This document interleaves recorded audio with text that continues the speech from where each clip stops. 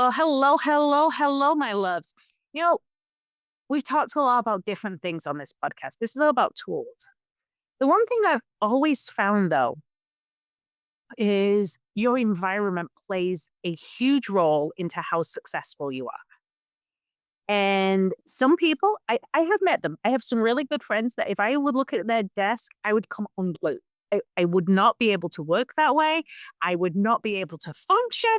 And it's like, oh my gosh, no. And then I have other friends that have just nothing on their desk. I'm like, well, where's your pen? Where's your notebook? Where's the feel? If you can get as confused as me sometimes about how things are set up to make yourself the most successful and how your workspace is meant to be, how you can gain that kind of control back in your life, especially if you work from home. I think this is huge when you work from home because you have your home life, you have your family life, and then you also have your work life kind of smushed together. Well, I needed a solution, and I know you need a solution. So I've invited Krystal Holm. Now, I don't know if you know that name, but Crystal's a Feng Shui designer and a clutter expert. And her big thing is she helps work from home entrepreneurs declutter and design those workspaces that empower them to create the life and business they want. She has a whole proprietary framework called the Design Life Method, and it's about mind, body, soul, home. It's all inclusive. You can't just put one thing against the other and not look at it all. And so today we're going to chat and we're going to talk about how, as introverts, sometimes our workspace is important. We're going to come up with a couple of little things that you can maybe do straight away to make yourself feel more empowered, but also give you the insight to how you can learn more and grow more. So, hi, Crystal. How are you doing today? I am wonderful. I'm so excited to get to be here with you today. So good. Well, hopefully I didn't miss out too much because I know you do a lot of things to help people. And as I was saying, I have friends that I look at their desk and I almost want to puke because it's covered. It's literally covered from corner to corner. Can't see an inch of the desk. And it's just random stuff. But that's how their mind operates. So it works for them. Oh, that's what they tell me. And then I have other people that just there's so many different people and so many different ways to function.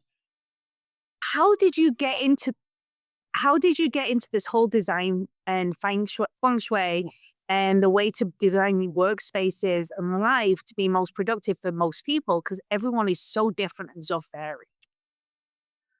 Well, I think I was always going to be a designer, right? I think that just sort of runs in my blood, right? From the time I was a little girl, I was playing with Barbie Dream House and decorating my room and then decorating my friends' rooms and, went to college to be an interior designer. And then I sort of discovered feng shui when I was in school. Um, it was in my psychology class, and I had to write a paper on something related to my field of study and psychology. So I sort of came into feng shui a little differently than most people do.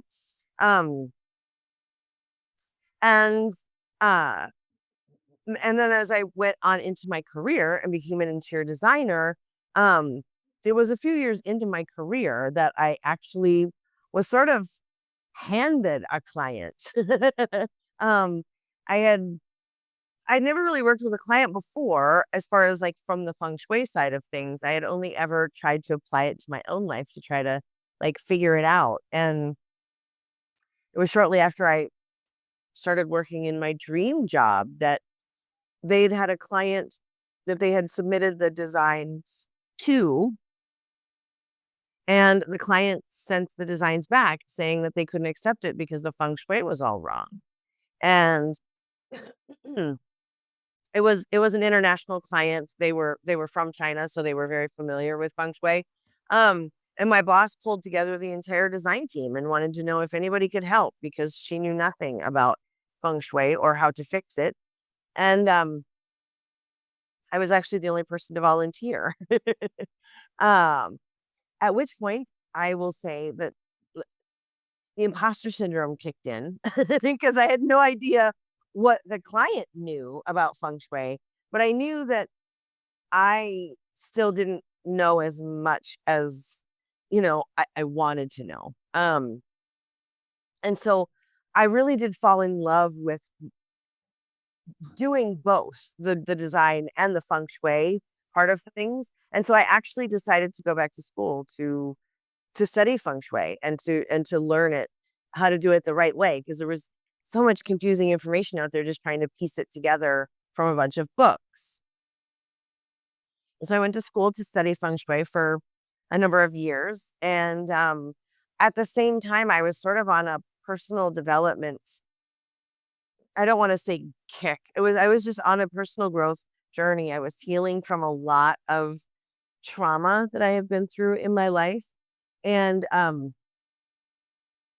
was studying feng shui, and I was working with a group of women, and I just sort of needed some like guinea pigs to practice on. And so I started working with them to help them, like, very specifically use feng shui to apply it to their life to help them find love. We were all sort of in this space on our healing journeys where we were looking to create relationships in our lives.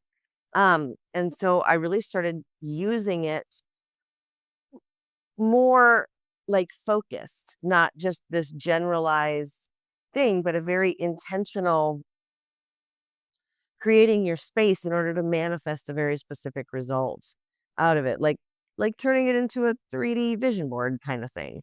And so that was sort of where I started.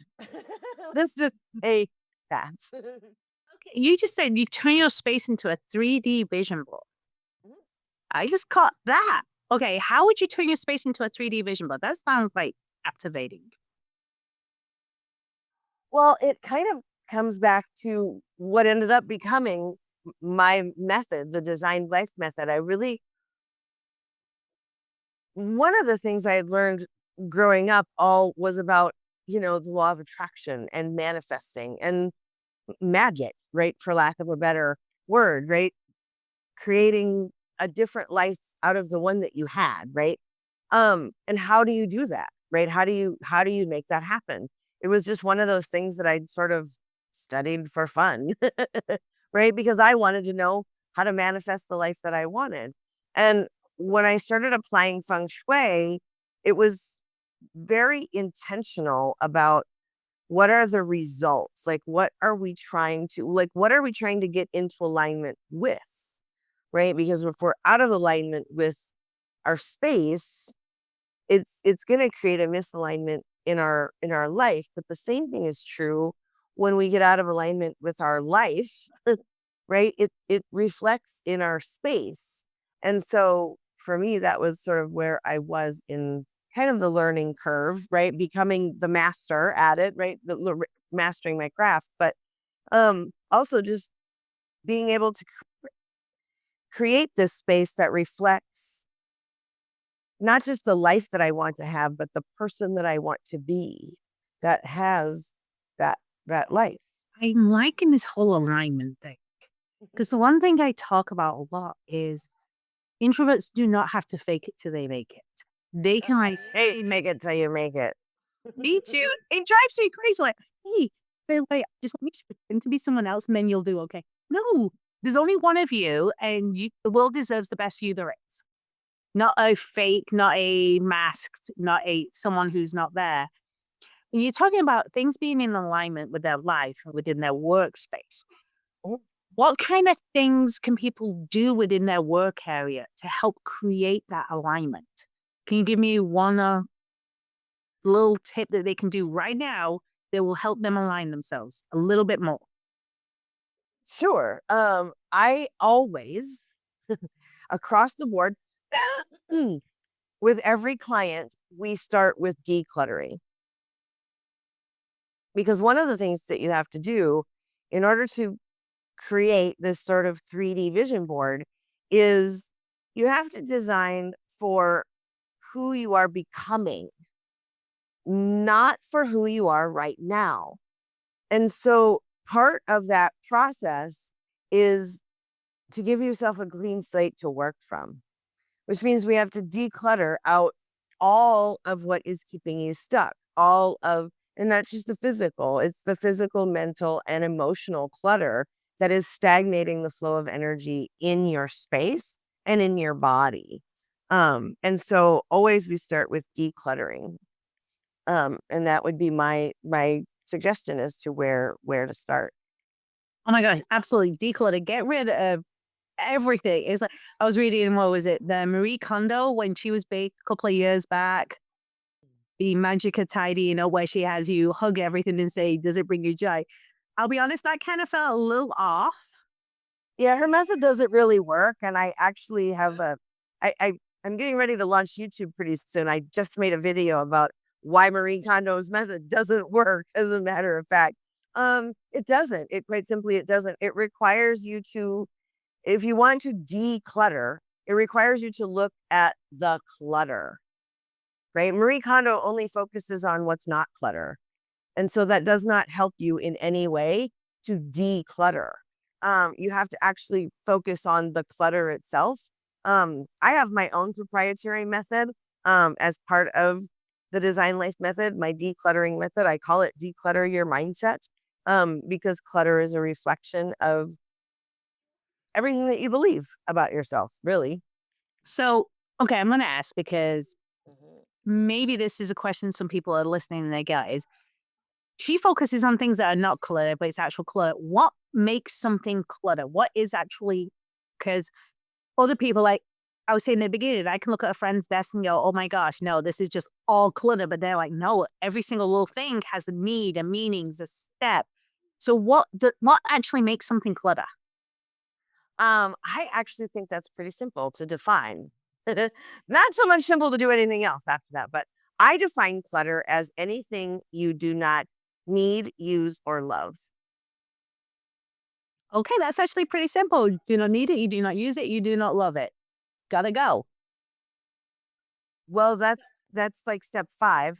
Yeah, we've skipped all of the other steps, but yeah, we skipped through 1 through 4 and went straight to 5. But yeah, Yeah, we do things fast sometimes. yeah, but that's why the Marie Kondo method doesn't work because she skips over steps 1 through 5 too, or 1 through 4. Ah. Um, and goes straight to just get rid of it. Um, but she doesn't actually listen to the clutter, and she doesn't actually learn anything from the clutter about what the clutter has to tell you about why you're stuck. Um, and so that's yeah, you can't skip straight to the end game without going through the other 4 steps. Otherwise, you're just going to continue to repeat that, right? And you're going to continue. It's sort of like if you've ever gone on a diet and lost like 10 pounds and then you turn around and promptly gain back 20, the same thing is true for your clutter. And so if you try to you know, do this method like and just get rid of it, just go straight to oh, get rid of it because it doesn't spark joy, you're going to gain back your 20 pounds. Um That makes a lot of sense. yeah. Now, so I like to look at magazines and Pinterest. Like those are like two of my favorite places. Like I go on Pinterest and I go on that scroll, like, oh, how do I want my office to be? And it's always like, oh, that's pretty, that's pretty. But it's not always functional. Right. And we talked a little bit about the Feng Shui as well, because I know that that can impact many areas of life subconsciously, energy wise, and everything like that. We're talking about introverts that struggle with quite a few areas of business sometimes because it requires almost an extroverted mindset in some places, unless they lean into their strengths. Mhm. How would you work with an introvert to help them gain that confidence, that strength in the areas where they need to be more powerful, be more forward, but still manage to maintain that authentic self? I feel like that is what creating this sort of 3D vision board is for, right? I'm an introvert. I'm super introverted. I know it doesn't seem like that, but I really am. And part of what this creating the space involves is making room for like I said, for who you are becoming. Even as an introvert, who is starting up a business, you have to show up with an extroverted face sometimes, like showing up on this video.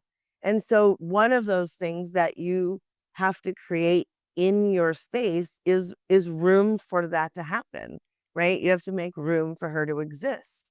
And so whatever that looks like for you, right? Room for your moments of empowerment or whatever that takes to be able to sit in your power and really put on that face, right? The face of your company, and express it to the world. And then, as soon as the record button goes off or whatever, and you can go back behind the scenes again, then, you can go back over to, your desk and behind the scenes, right? And live that. There is a duality in being a business owner, but if you make room for her, right? The face of your company, whatever you want to call it, like Beyonce, right? And her Sasha Fierce, isn't that what she calls her? Her face of her personality when she comes on stage. Well, Yeah, you no, it have used to that, be Sasha Fierce. Yeah. right? You have that too. The face of your company is the face that is um on stage per se, and having to present that extroverted face that you were talking about. And so you just have to make room for her to exist. She doesn't have to exist all the time, but if there's one little space for her to live, it needs to be in your office where your business is. Awesome. Thank you. Now, we're talking about a lot of like the office, but these work from home entrepreneurs, people who work from home, their office could be randomly the kitchen table one day, an actual office the next day, the living room couch on the third day, because it's wherever they can get. What kind of tips can you give for people to balance that work life? Because I think a lot of the time, introverts specifically, if they don't feel like they get that balance and that opportunity to recharge after doing all that extroverted business, Oh, peopling, that is what sends them in spiral. So how can you establish those set boundaries for your space? Because it can be all over. it can. And hopefully you are able to set more boundaries. Moving around, I know that's very common, especially in the early stages of business. I know that was true for me. Right when I first started my company, I was home on bed rest from an injury. And so a lot of times I was working from my bed or the sofa or, wherever I could manage.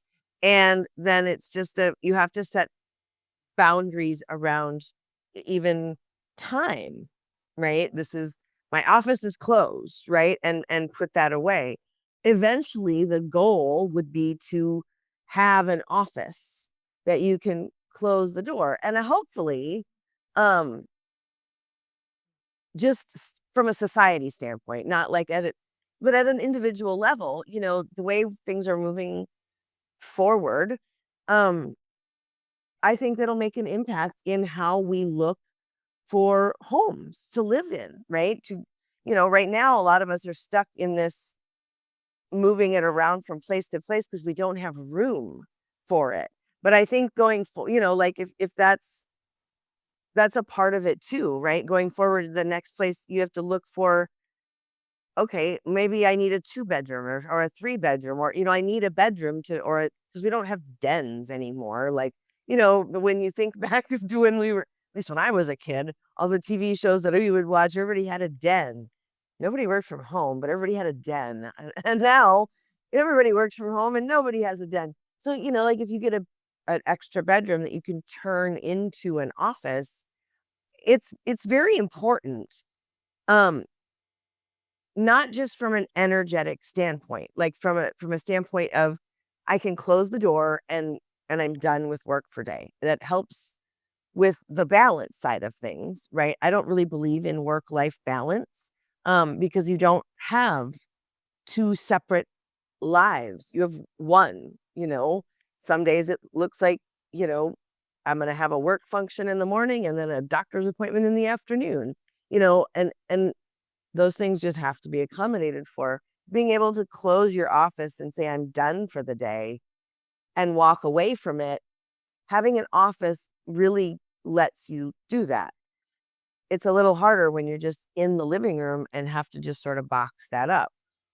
But we all have to start somewhere. And for a lot of us, that's where we start. And I do recommend that. Put away at the end of the day, like pack it up and close the door, close the door on your office like you're going home. So what I'm hearing so far, some of the tips I'm hearing so far is have a space. Have a space that you can call your workspace. That way you can put them boundaries up. Have Get rid of clutter, things that you don't need. Make that space available for things that you want to be, that who you will be in the future, rather than, okay, well, I'm right here right now. And we hear about this a lot in the law of attraction. I know The Secret covers it, that you go test drive the car that you want to drive. Go do the things that you want to see. So that way you can imagine it, you can bring it into your mindset and see it. But your workspace is just the same. If you see yourself as someone who's successful on video, then set yourself up to be successful on video. So work those things in. But at the same time, we're talking about it's not just things that are around us. It's what's going on in here in our brain. It's how we're feeling. It's our energy. It's all these different parts of us that can attract everything. Because as you were saying, you can't just get rid of things without going through the process, because then you'll end up with 10 times more. Mhm. Oh, I don't need these knickknacks anymore. Oh, look at this cute knickknack. Oh, look at this cute knickknack. Gonna get it, gonna get it. What would you say? Because we're talking about introverts. You're an introvert yourself. If you have to give a piece of advice to introverted business owners, what would you give them? What would you tell them was a huge difference for you? Um, well, I had a lot of trauma around even just being an introvert, right? And I think that's right. I was shy as a little girl and I was teased horribly for being shy. And then on top of that, I had, my own trauma around other stuff. And I think the biggest part of that is working through that and healing it so that I could really sit in an empowered place of I'm comfortable with being an introvert. Um, I don't have to be ashamed of that. And I can show up authentically as who I am and know that people will find me, right? And I have to make sure and give myself plenty of room to be able to do that, you know? Absolutely. You have to focus on yourself, your own personal development, your own therapy, your own mindset, your own experiences to move forward.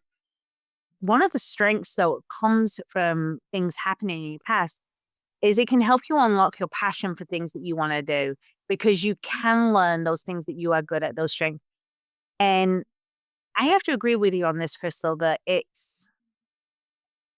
we need to look at being proud of being an introvert. I call it superpowers. Introverts have superpowers. Our extroverted counterparts don't have the same superpowers as us. They have superpowers of their own, don't get me wrong, but it's not the same as ours. And if you don't have both sides, the yin and the yang, so to speak, things don't go well. So you have to lean into those introverted extras that you have, because that really gives you something else to bring to the table. Now, if someone was looking to find you online, how would they do that? Um, YouTube. YouTube is sort of where I'm hanging out these days. I love it over there. And so I'm just putting out a whole bunch of content to help people design a life they love, a space they love, a business they love. Um, and so that would be the place to find me. Mhm. Awesome. And what's your channel name? Well, it'll be Crystal TV. Krystal TV. Oh, I like that. That's kind of catchy. So you can find Krystal Holm at Krystal TV on YouTube. Look for her tips, her tricks, and everything like that. She's given us some great tips to clear our workspace, clear our minds, start imagining that person that you are going to be Remember, positive self talk is always key. Just because you're introverted doesn't mean that you're missing anything. In fact, it gives you all the power in the world. We just have to realize it, act on it, and live it. Tell me one thing in the comments, whether it be on social media or in the podcast commentary right now, that you have taken away from this episode. I cannot wait to hear and learn what you heard that made you go, oh, okay, I can do that. Krystal, it has been an absolute pleasure. Thank you so much for being here today. You're absolutely welcome.